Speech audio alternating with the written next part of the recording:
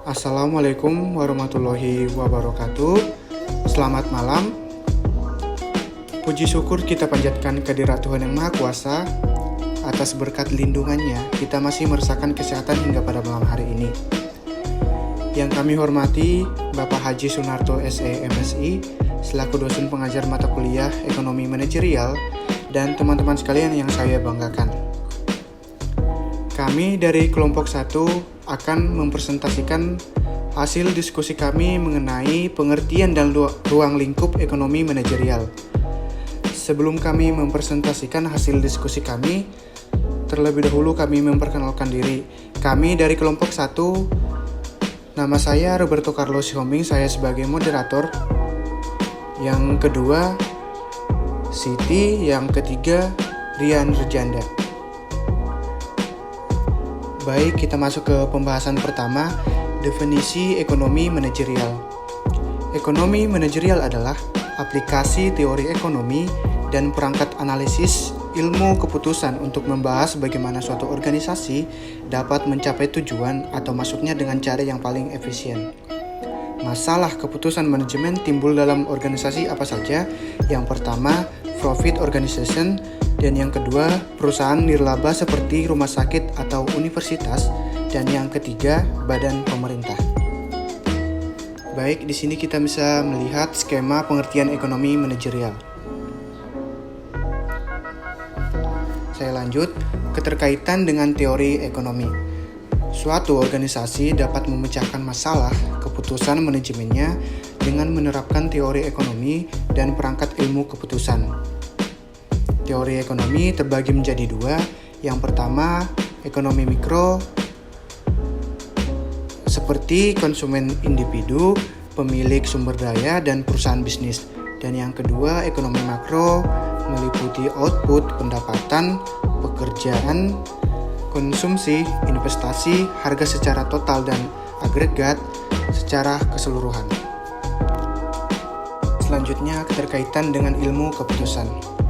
Ilmu keputusan menggunakan perangkat matematika ekonomi dan ekonometri untuk membentuk dan mengestimasi model keputusan yang ditujukan untuk menentukan perilaku optimum perusahaan. Yang pertama, matematika ekonomi untuk menformalkan atau menggambarkan dalam bentuk persamaan model ekonomi yang dipostulatkan oleh teori ekonomi. Dan yang kedua, ekonometri menerapkan peralatan statistik atau analisis regresi pada dunia nyata untuk mengestimasi model yang dipostulatkan oleh teori ekonomi dan untuk peramalan. Baik, selanjutnya keterkaitan dengan berbagai area fungsional ilmu administrasi bisnis. Area fungsional meliputi akuntansi, keuangan, pemasaran, manajemen sumber daya manusia, dan produksi. Ekonomi manajerial mengintegrasikan teori ekonomi, ilmu pengambilan keputusan, dan area fungsional bisnis untuk mencapai tujuan organisasi secara efektif dan efisien. Materi selanjutnya akan dibawakan oleh saudari Siti Amanah. Proses pengambilan keputusan manajerial. Yang pertama, menetapkan tujuan perusahaan. Selanjutnya, mendefinisikan permasalahan yang dihadapi perusahaan dalam usaha mencapai tujuan tersebut. Yang ketiga, mengidentifikasikan berbagai solusi-solusi. Yang keempat, memilih solusi terbaik dari solusi-solusi yang tersedia. Yang kelima, mengimplementasikan keputusan tersebut. Teori perusahaan. Perusahaan adalah suatu organisasi yang menggabungkan dan mengorganisasikan berbagai sumber daya dengan tujuan untuk memproduksi barang dan atau jasa untuk dijual.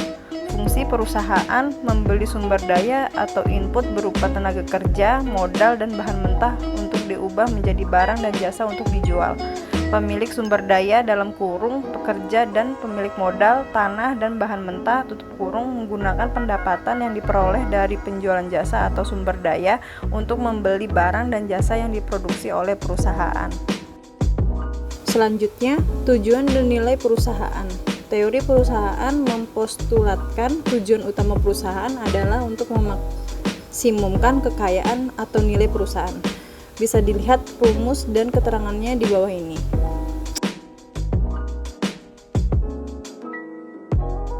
Berikutnya adalah kendala-kendala dalam operasi perusahaan. Yang pertama, keterbatasan ketersediaan input-input penting.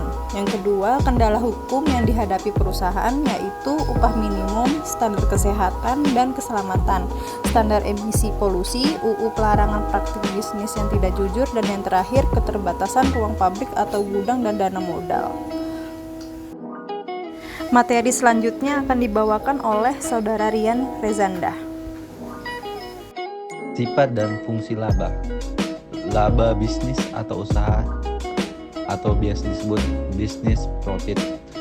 Business profit mengacu pada pendapatan perusahaan dikurangi biaya eksplisit atau biaya akuntansi perusahaan. Biaya eksplisit adalah biaya benar-benar dikeluarkan oleh perusahaan untuk membeli atau menyewa input yang dibutuhkan dalam produksi, upah tenaga kerja, bunga, modal, sewa tanah dan gedung, dan pengeluaran bahan mentah. Yang kedua, laba ekonomi atau economic profit. Pendapatan perusahaan dikurangi dengan biaya eksplisit dan biaya implisit. Biaya implisit mengacu pada nilai input yang dimiliki perusahaan dan digunakan untuk proses produksinya sendiri. Contoh, A. Gaji pengusaha yang dapat diperoleh bila ia bekerja untuk perusahaan lain. B. Hasil yang dapat diperoleh perusahaan dari menginvestasikan modal dan menyewakan lahan dan input lain milik perusahaan ke perusahaan lain. Teori-teori laba. Yang pertama, teori laba dalam menghadapi risiko. Hasil di atas normal dibutuhkan oleh perusahaan untuk masuk dan bertahan di beberapa bidang yang memiliki risiko di atas rata-rata, seperti eksplorasi minyak. 2. Teori laba karena pergesekan. Laba timbul akibat pergesekan atau gangguan dari keseimbangan jangka panjang. Yang ketiga, teori laba monopoli.